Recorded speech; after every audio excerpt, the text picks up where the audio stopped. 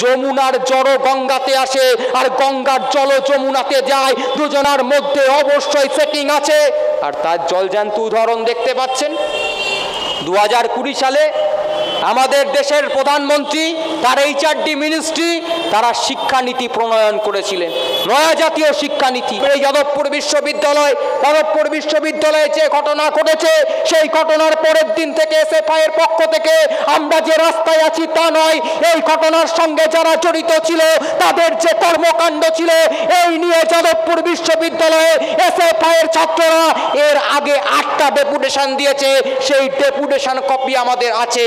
আর আজকে যে মুখ্যমন্ত্রী মমতা ব্যানার্জি, যিনি বলছেন ওই যাদবপুর বিশ্ববিদ্যালয়ে একটি স্বপ্নের হত্যা হয়েছে আর তার সঙ্গে জড়িত আছে কারা? আগমার্কা CPM জড়িত আছে।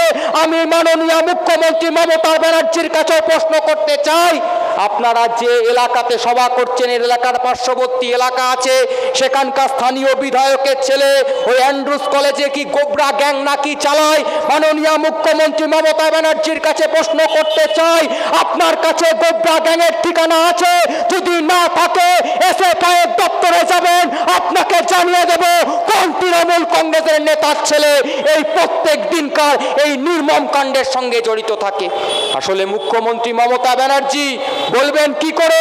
একদিন তো এদেরকেই ব্যবহার করেছিল, একদিন তো এদেরকে ব্যবহার করে নিজের মাটিটাকে আরো বেশি করে চষানোর জন্য ব্যবহার করেছিল। তাই আজকে সরাসরি মহিষ সেনদের বিরুদ্ধে কথা বলতে পারছে না, সরাসরি তন্ময়দের বিরুদ্ধে কথা বলতে পারছে না, কারণ মাটি খুললে কেঁচো খুঁড়তে কেউটে বেরোবে, তাই আজকে এত ভয় পাচ্ছে। আমরা বলছি না, একটা স্বপ্নের মৃত্যু হয়েছে, আমরা কোনো ক্যাম্পাসে স্বপ্ন মৃত্যু চাই না। আমরা চাই প্রত্যেক কটা ক্যাম্পাসকে বহিরাগত মুক্ত করতে হবে। আমরা কেউ ভুলে যাইনি, এটা আজকের ঘটনা নয়। SFI তো এর আগেও বলেছে, ওই রবীন্দ্রভারতী বিশ্ববিদ্যালয়ে কে একজন আছে তেচাকার গাড়ি চালায়। আমরা বলতে চাই, তিনি আজকে কেন রবীন্দ্রভারতী বিশ্ববিদ্যালয় আলোকিত করে বসে আছে? আপনাকে প্রশ্নের জবাব দিতে হবে। আর আজকে দিদিভাই যতই বেশি মোদি ভাইয়ের বিরুদ্ধে কথা বলুক না কেন, আমরা জানি যমুনার জড় গঙ্গাতে আসে আর গঙ্গার জল যমুনাতে যায়, দুজনার মধ্যে অবশ্যই সেটিং আছে। আর তার জলজ্যান্ত উদাহরণ দেখতে পাচ্ছেন 2020 সালে আমাদের দেশের প্রধানমন্ত্রী, তার HRD মিনিস্ট্রি, তারা শিক্ষানীতি প্রণয়ন করেছিলেন, নয়া জাতীয় শিক্ষানীতি। আমাদের 15ই সেপ্টেম্বরের যে ধর্মতলা অভিযান, সেই ধর্মতলা অভিযানে আমরা নিশ্চিত করেছি যে এই নয়া জাতীয় শিক্ষানীতি 2020-কে বাতিল করতে হবে। আমাদের দাবি আছে অবশ্যই এই 2020 NEP মডেলের মাধ্যমে ওরা যে শিক্ষানীতি আনার চেষ্টা করছে, সেই শিক্ষানীতির মাধ্যমে আগামী দিনে প্রত্যেক কটা ক্যাম্পাসকে ওরা কর্পোরেটদের হাতে তুলে দেবে।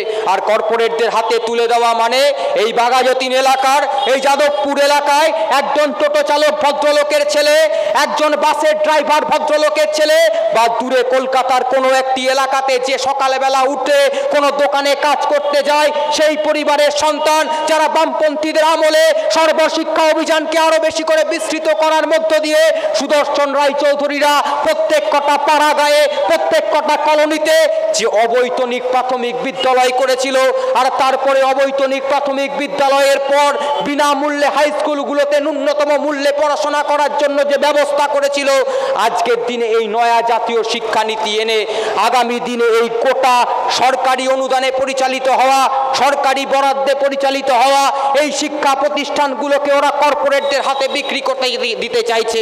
আমরা 2020 সাল, তখন কোভিড পিরিয়ড চলছে, তখন সেই কোভিড পিরিয়ডকে ব্যবহার করে নরেন্দ্র মোদীর HRD মিনিস্ট্রি ঘোষণা করেছিল যে আগামী দিনে পড়াশোনা হবে স্কুল কলেজে না, স্কুল কলেজে পড়াশোনা হবে 25% আর 75% ক্লাস হবে অনলাইনে। আমরা বলেছিলাম অনলাইন পড়াশোনার নাম করে আমাদের গোটা ভারতবর্ষের শিক্ষা ব্যবস্থাকে ওরা ডিজিটাল ডিভাইডেশনের শিকার হওয়ার জন্য একটা নতুন পরিকল্পনা গ্রহণ করছে।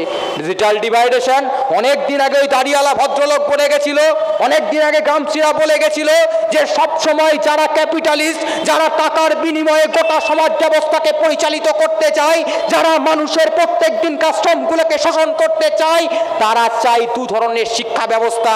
একদিকের শিক্ষা ব্যবস্থা হ্যাঁ হ্যাভ, আর অন্যদিকের শিক্ষা ব্যবস্থা হ্যাভ নট, অর্থাৎ যাদের কাছে হ্যাভ মানে টাকা আছে তারা পড়াশোনা করতে পারবে, আর যারা হ্যাভ নট, যাদের কাছে টাকা নেই তারা পড়াশোনা করতে পারবে না। এটাই আসলে কর্পোরেট শিক্ষা ব্যবস্থার নীতি।